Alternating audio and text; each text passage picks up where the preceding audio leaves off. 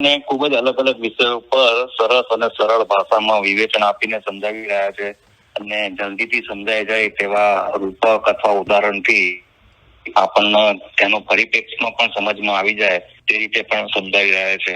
હમણાં 2-3 દિવસથી એ કર્મ પ્રકૃતિ ઉપર પણ સમજાવી રહ્યા છે. તો હું કર્મ પ્રકૃતિ ઉપર થોડા મારા ભાવ રજૂ કરવા માંગુ છું આજે. તો સૌપ્રથમ તો કર્મ પ્રકૃતિ એ જૈન દર્શનનો ખૂબ જ ગહન અને ગંભીર પ્રકારનો વિષય છે. તેને સમજવા માટે આપણે સતત અને વારંવાર અભ્યાસની જરૂર પડે છે.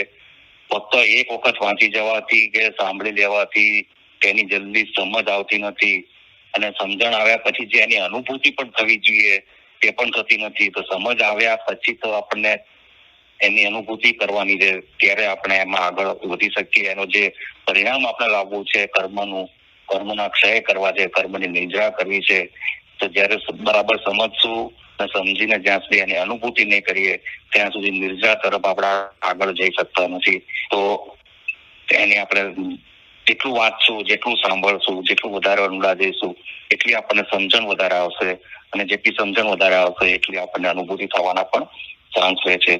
તો તેમાં ધીરે ધીરે ઊંડા અને ગહન ભાવમાં જઈએ તો એ બરાબર સમજી શકાય છે, કારણ કે વિષય એટલો સરળ નથી કે જેટલો આપણે સમજી શકીએ. અને કર્મ પ્રકૃતિ જો બરાબર સમજાઈ જાય અને એની અનુભૂતિ પણ જો જીવને થવા લાગે અથવા તો અનુભવ થવા લાગે કે એનું આનંદ જીવ લઈ શકે, તો સૌથી પ્રથમ તો જીવ અને અજીવ અને જળ અને ચેતનનું જે ભેદ જ્ઞાન છે તે ભેદ જ્ઞાન બહુ સરળતાથી થઈ શકે છે.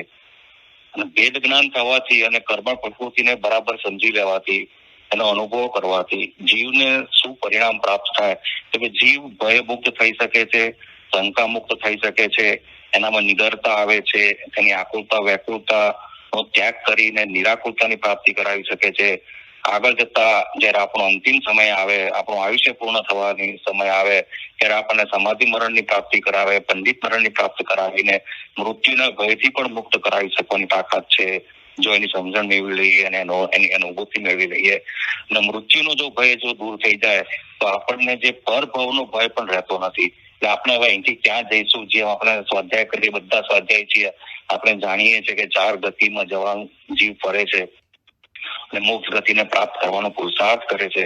તો એ 4 ગતિમાંથી કોઈ પણ ગતિમાં પણ જીવ જતો રહે તો જો અહીંયાથી એ ભયમુક્ત થઈને ગયો હશે, અહીંયાથી એ નિરાકુળ થઈને ગયો હશે, તો 4 માંથી કોઈ પણ ગતિમાં જશે તો એને તે ગતિની અંદર સહેજ પણ ભય નહીં લાગે બિલકુલ. એને તે વર્તમાન જીવનને પણ સહજતાથી અને સરળતાથી જીવી શકે છે અને હવે પછીના ભવો પણ જ્યાં પણ જશે ત્યાં નિરાકુળતાથી જીવી શકશે તેવી તાકાત તેની સમજણમાં રહેલી છે. એટલે આપણે એને જેટલું વધારે સમજી શકીએ એટલું વધારે એનું ઇમ્પોર્ટન્સ રહેલું છે.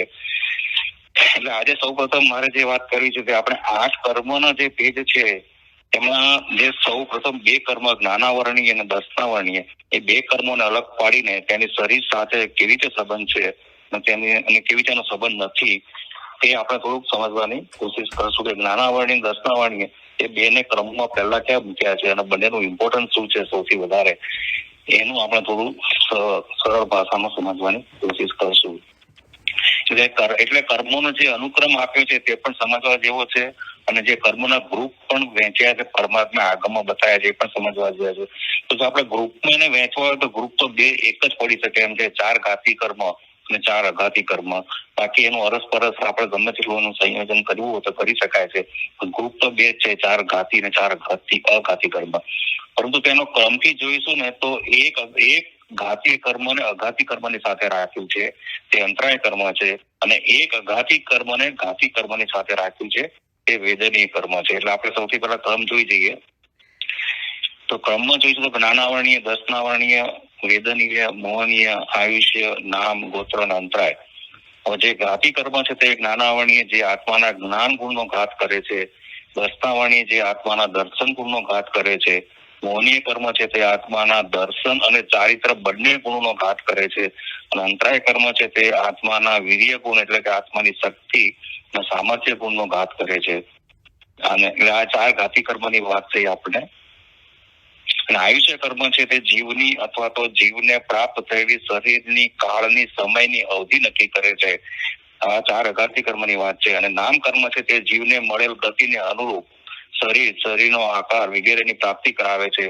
ગોત્ર કર્મ છે તે જીવને જે નામ કર્મ મળ્યું છે તેનાથી જે ગતિ અને શરીર મળ્યું છે તે ઉચ્ચ હશે કે નીચ ગોત્ર હશે તેની અનુભૂતિ કરાવે છે. અને જે વેદનીય કર્મ છે તે જીવને સાતા અસાતા અથવા તો સુખ અને દુઃખની અને સુખ અને દુઃખ તે પણ શરીરના સુખ દુઃખની અનુભૂતિ કરાવે છે.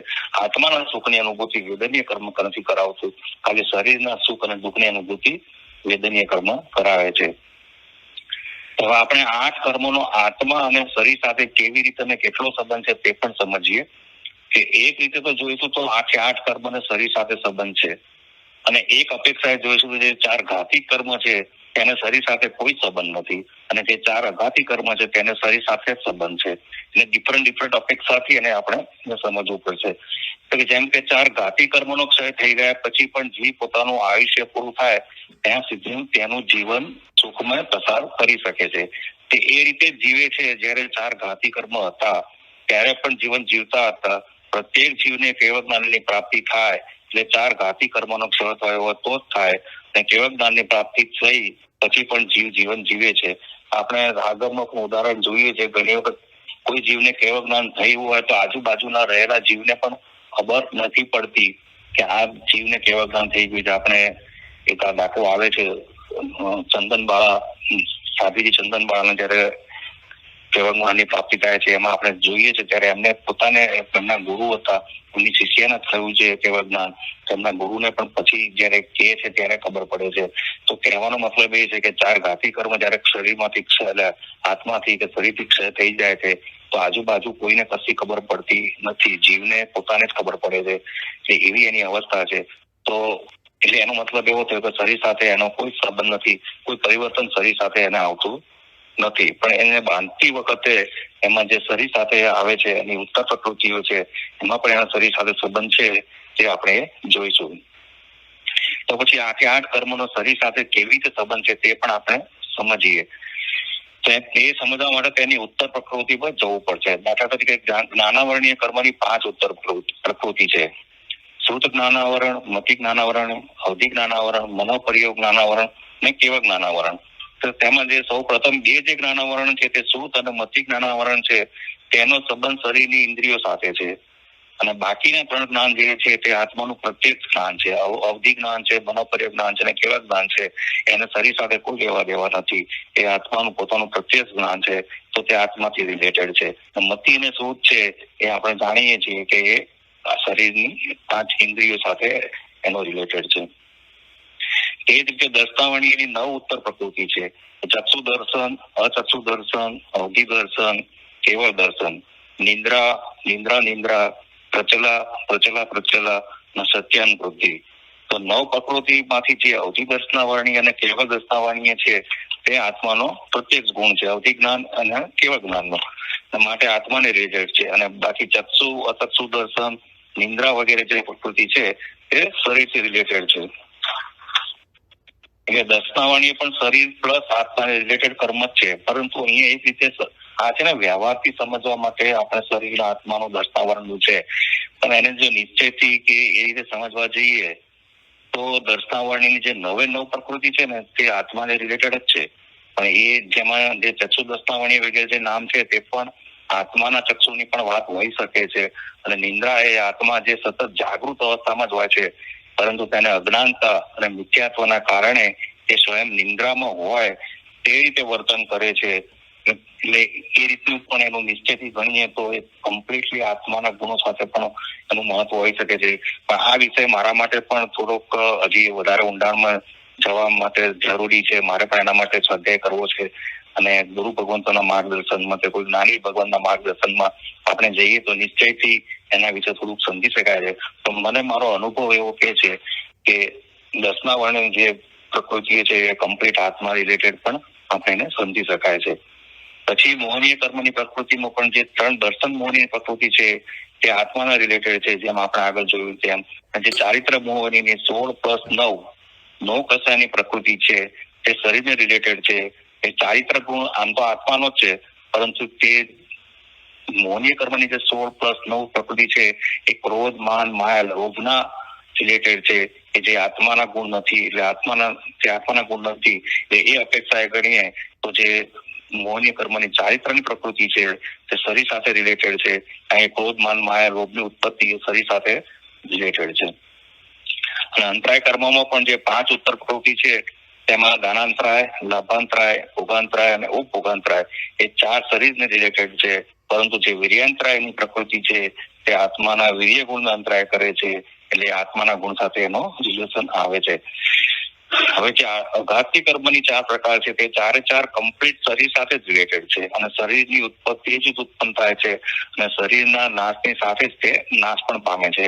આયુષ્યની જે પ્રકૃતિ છે તે શરીરની સ્થિતિ બતાવે છે, એનું કેટલી સ્થિતિમાં જીવ એ શરીર સાથે રહેશે.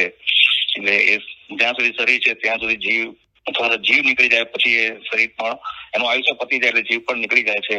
તો મૂળ સ્થિતિ એની શરીરની છે. નામ કર્મ તો શરીરનું સર્જન કરે છે. ગોત્ર કર્મ ઉચ્ચ નીચના ભેદ જે શરીરના છે તે બતાવે છે. વેદનીની જે પ્રકૃતિ છે તે શરીરના સુખ દુઃખની સ્થિતિ બતાવે છે, કે આત્માના સુખ દુઃખની સ્થિતિ બતાવતું નથી. તો પછી આપણને સવાલ થશે કે 4 ઘાતી કર્મનો ક્ષય થઈ જાય છે તો પણ જીવ તેવું જ જીવન જીવી શકે છે, તેવું કેમ થાય છે? તો અહીંયા આપણે એ રીતે સમજવું પડશે કે અહીંયા 3 વસ્તુથી એની સમજણ પડશે. આમાં જે મારા ભાવ હું રજૂ કરું છું, જે હું સમજ્યો છું એ રીતે હું આને થોડું વિવેચન કરું છું કે આત્મા પ્લસ શરીર અને આત્મા અને શરીરના માધ્યમથી ઉત્પન્ન થતી એક ત્રીજી અવસ્થા છે. એ 3 વસ્તુથી આખું કર્મની પ્રકૃતિ સમજી શકાય છે. એટલે કે આત્માના પોતાના જે ગુણ છે એ તો સ્વતંત્ર છે. શરીરના એટલે કે પૂતગલના પણ જે ગુણ છે, વર્ણ, ગંધ, રસ, સ્પર્શ વગેરે, તે પણ શરીરના પોતાના ગુણ સ્વતંત્ર છે. પરંતુ આત્મા પ્લસ શરીરના ભેગા થવાથી, એટલે આત્માના શરીરના જોઈન્ટ થવાથી જે એકબીજાની અંદર એકમેક થઈ જાય છે, દૂધ અને પાણીની જેમ એકમેક થઈ જાય છે અને અગ્નિ અને લોખંડની જેમ એકમેક થઈ જાય છે, એવી જે અવસ્થા ઉત્પન્ન થયા છે ત્યારે તેમાં દુર્ગુણો ઉત્પન્ન થયા છે. એટલે એના થવાથી જે અવસ્થા અથવા તો દુર્ગુણો અથવા તો આપણે જેને વિભાવ ભાવ કહીએ છીએ તે ઉત્પન્ન થાય છે. અને તે વિભાવ ભાવો એટલે રાગ, દ્વેષ, અજ્ઞાનતા, મિથ્યાત્વ, કષાય, ક્રોધ, માન, માયા, લોભ વગેરે જે ઉત્પન્ન થાય છે તે નથી તો આત્માના ગુણો અને તે નથી શરીરના ગુણધર્મો, પરંતુ તે બંનેના જોડાવાથી જે ઉત્પન્ન થતી સ્થિતિ છે તે સ્થિતિ છે. અને એ જે બંનેના શરીર અને આત્માના જોડાણના કારણે જે સ્થિતિ ઉત્પન્ન થાય છે એ જ આપણને કન્ફ્યુઝ કરે છે, કન્ફ્યુઝનમાં મૂકે છે અને એ જ દુઃખ આપવાવાળો છે, એ જ દુઃખદાયક છે. જીવને સુખી પણ એ જ નથી થવા દેતું. જીવના પોતાના ગુણો તો, આત્માના પોતાના ગુણો તો હંમેશા જીવને સુખી અવસ્થામાં જ રાખી શકે છે અને શરીરના પોતાના અલગ ગુણધર્મ છે. પણ આના કારણે જે બીજા વિભાવ ભાવ ઉત્પન્ન થાય છે એ ત્રીજી અવસ્થા છે કે જેને બંને સાથે કોઈ રિલેશન નથી. એવા ગુણધર્મો આપણને હેરાન કરે છે અને જેનાથી આ કર્મોનું સર્જન પણ થાય છે અને કર્મો પણ એનું આવરણ પણ આવે છે. એટલા માટે જે 4 ઘાતી કર્મની જે ઉત્તર પ્રકૃતિઓ છે તેવી મતિ, શ્રુત, નિંદ્રા, પ્રચલા તથા મોહનીના જે 16 પ્રકૃતિ છે તે 4 કસાય, ક્રોધ, માયા, લોભ સાથે કનેક્ટેડ છે અને 4 કસાયને જે પોષણ આપે છે, જે 9 કસાય છે તે હાસ્ય વગેરે, તે પણ 4 ઘાતી કર્મનો ક્ષય થતા આ બધી જ પ્રકૃતિનો ક્ષય થઈ જાય છે. અને આત્માના જે સ્વયંના ગુણો છે, જે કેવળ જ્ઞાન અને કેવળ દર્શન પ્રગટ થઈ જાય છે ત્યારે આ બધી પ્રકૃતિઓ નાશ થઈ જાય છે. શરીર તો હજી છે, એવું કેવળ જ્ઞાન પ્રગટ થઈ ગયું તો પણ શરીર તો છે જ, પરંતુ આ બધી જે પ્રકૃતિઓ છે બાકીની જે હમણાં ગણાવી તે મતિ જ્ઞાન, શ્રુત જ્ઞાન, નિંદ્રા, પ્રચલા ને જે મોહનીય પ્રકૃતિની જે 16+9 એ બધી પ્રકૃતિઓ નાશ પામી જાય છે. આત્મા હજી શરીરની અંદર છે અને શરીર પણ શરીરની સાથે જ છે, છતાં ખાલી કેવળ જ્ઞાન, કેવળ દર્શન પ્રગટ થઈ જતા આ બધી પ્રકૃતિઓનો નાશ થઈ જાય છે. એનો મતલબ શું થયો? એ ત્રીજી અવસ્થા છે. ત્રીજી અવસ્થાના કારણે જ જીવ દુઃખી થાય છે અને એનો જ ક્ષય કરવાનો છે કે જેના કારણે આપણે આત્માનું જે સાચું સુખ છે એ પ્રાપ્ત કરી શકીએ. તો જે અઘાતી કર્મની 4 પ્રકૃતિ છે, આયુષ્ય, નામ, ગોત્ર અને વેદનીય, તે તો જેમ છે તેમ જ રહે છે અને તે પણ તેમાં બાંધેલી સ્થિતિ પૂરી થાય ત્યારે એનો આયુષ્ય પૂર્ણ કરીને એનો પણ ક્ષય થઈ જાય છે. તો હવે આપણે આ કર્મના પ્રકાર, તેની સ્થિતિને જોઈ જીવ જેનો સ્વભાવ સુખને પામવાનો છે, કોઈ પણ ગતિની અંદર રહેલો કે કોઈ પણ જાતિની અંદર રહેલો જીવ હંમેશા સુખને જ શોધે છે, સુખને પામવાના જ પ્રયત્ન કરે છે. ચાહે કીડીનો જીવ હોય કે મનુષ્યનો જીવ હોય, સુખને શોધતા આયુષ્ય પૂરું થઈ જાય છે, પરંતુ સુખ મળતું નથી અને દુઃખ જ હાથમાં આવે છે. તો જે ત્રીજી અવસ્થા મેં બતાવી, 3 અવસ્થા જે વિભાવ ભાવ ઉત્પન્ન થાય છે, એ વિભાવ ભાવને આપણે કેવી રીતે નાશ કરવો, એનો ક્ષય કેવી રીતે કરવો, એનો કંટ્રોલ કેવી રીતે કરવો, એની શરૂઆત ક્યાંથી કરવી, એના ઉપર 1-2 હું એનો ભાવ લઈ લઉં છું, જેનાથી જીવ પોતે સુખ પ્રાપ્ત કરી શકે. પ્રત્યેક જીવનો સ્વભાવ છે, પ્રત્યેક જીવ સુખની પ્રાપ્તિ કરવાની, ચાહે એકેન્દ્રિય હોય, 2 ઇન્દ્રિય હોય, 3 ઇન્દ્રિય હોય, 14 ઇન્દ્રિય, પંચેન્દ્રિય હોય, જીવનો સ્વભાવ જ પોતાનું સુખ પ્રાપ્ત કરવાનું છે, પરંતુ જીવને મળે છે તો દુઃખ જ. તો આ જીવે જે બાંધેલા પોતાના કર્મોના કારણે જીવ દુઃખી થાય છે, તેમ આપણે બધા જાણીએ છીએ. આ કર્મોની સામે લડવું કેવી રીતે તેના ઉપર અંકુશ મેળવવો અને જીવ સુખને કેવી રીતે પ્રાપ્ત કરી શકે, તો તેના માટે પણ પરમાત્માએ જે અનુક્રમથી કર્મોની સ્થિતિ બતાવી છે, તે પ્રમાણે પ્રથમના 2 કર્મો જે છે, જ્ઞાના વર્ણ અને દસના વર્ણ, તેના ઉપયોગથી જ કર્મની સામે લડી શકાય છે અને કર્મો ઉપર અંકુશ પણ મેળવી શકાય છે. માટે તેને સૌથી પ્રથમ રાખ્યા છે. જે જ્ઞાનાવરણ અને દસ્તાવરની વાત કરવાની હતી, કે આ 2 જ કર્મથી જીવ જો પુરુષાર્થ ઉપાડે, તો આ 2 કર્મના સહારે બાકીના 6 કર્મો, અથવા એમ એક રીતે કીધું 8 કર્મો ઉપર કંટ્રોલ મેળવી 8 કર્મોનો ક્ષય કરી અને ભેદ જ્ઞાનથી આત્માને શુદ્ધ બુદ્ધનો મુક્ત કરાવી શકવાની તાકાત એનામાં રહેલી છે. આ બંનેમાંથી પણ સૌ પ્રથમ શરૂઆત દસ્તાવરણ કર્મને દૂર કરવાથી કરી શકાય છે. દસ્તાવરણ કર્મ છે તે આત્માના શ્રદ્ધા ગુણને ઢાંકે છે. એટલે કે આત્માની શ્રદ્ધાને જેટલી જાગૃત કરીશું, તેને જેટલી દ્રઢ કરીશું, તેટલી દસ્તાવરણની સ્થિતિ એટલી નબળી પડે છે. અને જીવ જે આત્માની સૌ પ્રથમ પ્રીતિ, પ્રતીતિ અને અનુભૂતિ થાય છે, તે આ શ્રદ્ધા ગુણથી જ શક્ય છે. દસ્તાવરણ ગુણને જો તમે મંદ પાડી શકો, એનો ક્ષય કરી શકો, એનો ઉપશમ કરી શકો, તો જે મેં આગળ વાત કરી હતી કે આત્માની પ્રીતિ થવી જોઈએ, પ્રતીતિ થવી જોઈએ, અનુભૂતિ થવી જોઈએ, તો એ આ શ્રદ્ધા ગુણ તમારો પ્રગટ થાય અને શ્રદ્ધા ગુણ મજબૂત થાય તો જ એ શક્ય બને છે. આ શ્રદ્ધાના ગુણથી જ આપણે એને લડવાનું છે. એ જ આપણું સૌથી મોટું હથિયાર છે, જેનાથી એને દ્રઢ કરતા જઈશું, જેટલી દ્રઢ કરતા જઈશું, એટલા એ કર્મના જે આવરણો છે, એ કર્મની જે પ્રકૃતિઓ બતાવી, આ બધી ઉત્તર પ્રકૃતિઓ કે મૂળ પ્રકૃતિઓ, એ બધી મંદ થતી જાય છે ને આગળ જતા એની નિદ્રા થતી જાય છે અને પછી જ્ઞાન તેને આગળ લઈ જાય છે. એટલે સૌથી પહેલા સર્વ શ્રદ્ધાથી કરવાની છે. શ્રદ્ધાનો ગુણ એવો, શ્રદ્ધા તેને જ્ઞાન આગળ તેમાં વિશેષ જ્ઞાન કરાવે છે અને શ્રદ્ધાને દ્રઢ કરવામાં જ્ઞાન જ ખૂબ જ ઉપયોગી થાય છે. કારણ કે જે આત્માનો શ્રદ્ધા ગુણ છે ને, તે જલ્દીથી એક સાથે પ્રગટ થતો નથી, એ બહુ ધીરે ધીરે પ્રગટ થાય છે. સ્લોએસ્ટ પ્રકૃતિ કોઈ આત્માનો ગુણ પ્રગટ થતો ને શ્રદ્ધા ગુણ પ્રગટ થાય છે. જ્ઞાન બહુ ઝડપથી વધી શકે છે, પણ શ્રદ્ધા બહુ ઝડપથી પ્રગટ પણ નથી થતી અને બહુ ઝડપથી દ્રઢ પણ નથી થતી. એટલે એના ઉપર સૌથી વધારે ફોકસ કરવાની આપણને જરૂર છે. અને શ્રદ્ધાને દ્રઢ કરવામાં જ્ઞાનનો સહારો જોઈએ છે. કારણ કે જેટલું જ્ઞાન વધતું જશે, એટલી જ આપણી શ્રદ્ધા પણ દ્રઢ થતી જાય છે. એક જ સાથે આપણા શ્રદ્ધા આપણને પ્રગટ થતી નથી. એ જેની થઈ જાય, એ તો વીર આત્મા કહેવાય અને એનો પુરુષાર્થ ઉપડ્યો એવો આત્મા થઈ જાય. તો માટે જ્ઞાનને પ્રથમ રાખ્યું છે. કારણ કે જ્ઞાનના સપોર્ટથી શ્રદ્ધા આગળ વધે છે. જ્ઞાન બહુ ફાસ્ટ આગળ વધી જાય છે અને શ્રદ્ધા ધીરે ધીરે આગળ વધે છે, ધીરે ધીરે દ્રઢ થતી જાય છે. એ સૌથી પહેલા જ્ઞાન છે અને પછી શ્રદ્ધા રાખી છે. શરૂઆત કરવાની સૌથી પહેલા શ્રદ્ધાથી છે અને એમાં જ્ઞાનના સપોર્ટની જરૂર છે. આ એક વસ્તુ સમજવા જેવી છે. એટલે આપણે સમજશું, આપણે જે સ્વાધ્યાય કરીએ છીએ તેનાથી જો આપણને ખ્યાલ આવી જશે કે આ 2 વસ્તુ કેવી રીતે રિલેટેડ છે.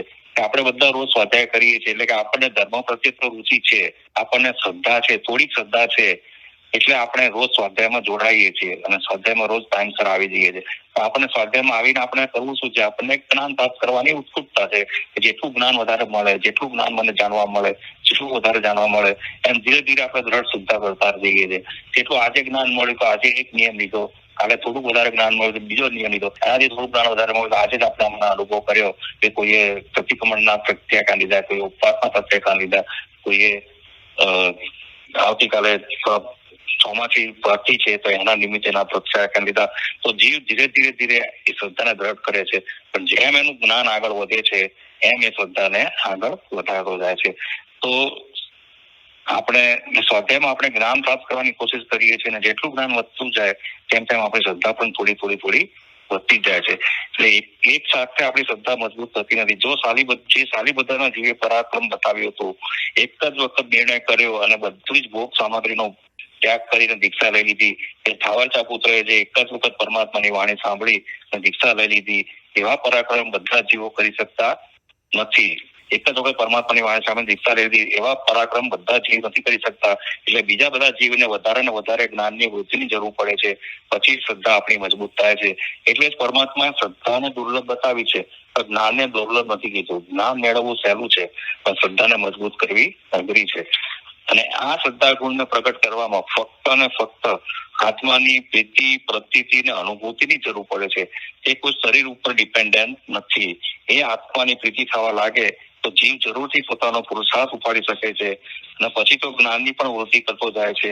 ને એ અપેક્ષાએ જોઈશું તો દર્શનાવરણીય કર્મની પ્રકૃતિને નબળી પડવા માટે શરીરના ઉપયોગ કરવો પડતો નથી. શરીરના ઉપયોગ વગર પણ દર્શનાવરણનો આપણે નબળું પાડી શકીએ છીએ. બાકી ડાયરેક્ટ આત્માથી રિલેટેડ છે. એકવાર આત્મા પ્રત્યે આપણી શ્રદ્ધા થઈ જાય તો આપણે આગળ વધી શકીએ છીએ. તો આ રીતે જીવનો શ્રદ્ધા ગુણ પ્રગટ થવાથી જ્ઞાનની તો વૃદ્ધિ કરે છે, એનો સ્વાધ્યાય વગેરે વધતો જાય છે, અને જ્ઞાનની વૃદ્ધિ કર્યા પછી જીવ પોતાના ચારિત્રને પણ સંયમિત કરતો જાય છે.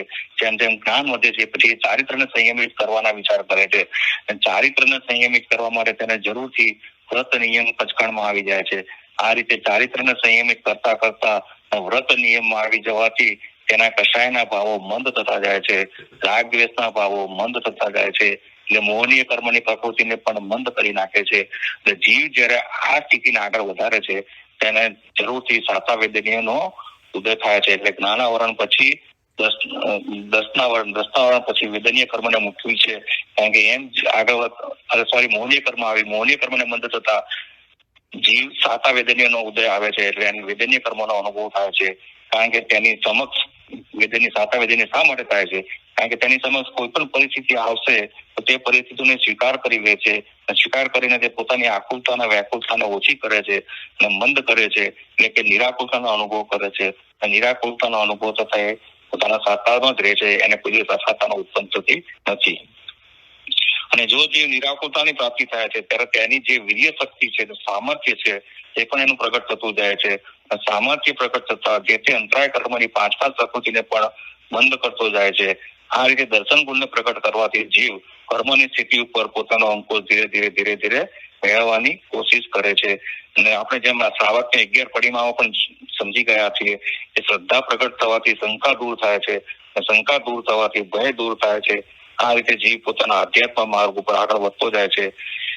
આપણે જયારે 10 શ્રાવકના અધિકાર સમજી ગયા હતા ત્યારે પણ 10 શ્રાવક પોતાના અંત સમયે 11 પડીમાં જયારે ધારણ કરે છે ત્યારે તેમાં સૌથી મેઇન 11 પડીમાં શ્રદ્ધા ગુણ જ મેઇન મહત્વનું હતું. સૌથી પહેલો ગુણ શ્રદ્ધાને જ ઘૂંટે છે. શ્રદ્ધાને ગુણ ઘૂંટી કરીને દ્રઢ કરે છે. અને જીવનનો જયારે અંત સમય નજીક આવે છે ત્યારે તેઓ સંલેખના પૂર્વક સમાધિ મરણની પણ પ્રાપ્ત કરી લે છે. તો જે મેં આગળ બધા ગુણ બતાવ્યા હતા એ આત્માની અનુભૂતિ થતા જીવ નિડર થઈ જાય છે, ભયમુક્ત થઈ જાય છે, નિરાકુલ થઈ જાય છે. એ જ ભાવમાં આગળ વધતા એને સંલેખના અને સમાધિ મરણ ની પ્રાપ્તિ કરાવે છે. અને આ ભાવ અને પરભાવથી એ ભયમુક્ત બનીને પોતે આગળ પોતાની ગતિ વધારી શકે છે. આ રીતે ભાવ એના આગળ વધતા જે 10 શ્રાવક હોય તો આપણે જોયું છે કે આવા શ્રદ્ધાને ગૂંથીને સમાધિપૂર્વક જયારે મરણની પ્રાપ્તિ કરે છે તો ત્રીજે ભવે એ હવે મોક્ષને પણ પ્રાપ્ત કરી લેશે. એટલે પોતાના મોક્ષને બહુ નજીક કરી લાવી દીધું. તો આ આખી એક પ્રોસેસ છે. શરૂઆત એની દર્શનાવરણથી થાય છે, જ્ઞાનાવરણ એને સપોર્ટ કરે છે. એટલે દર્શન ગુણથી શરૂઆત થાય છે અને જ્ઞાન એને સપોર્ટ કરે છે. અને જ્ઞાન દર્શન એ બે એવા હથિયાર છે આપણા કે જે આપણે મોક્ષ માર્ગ પર આગળ વધી અને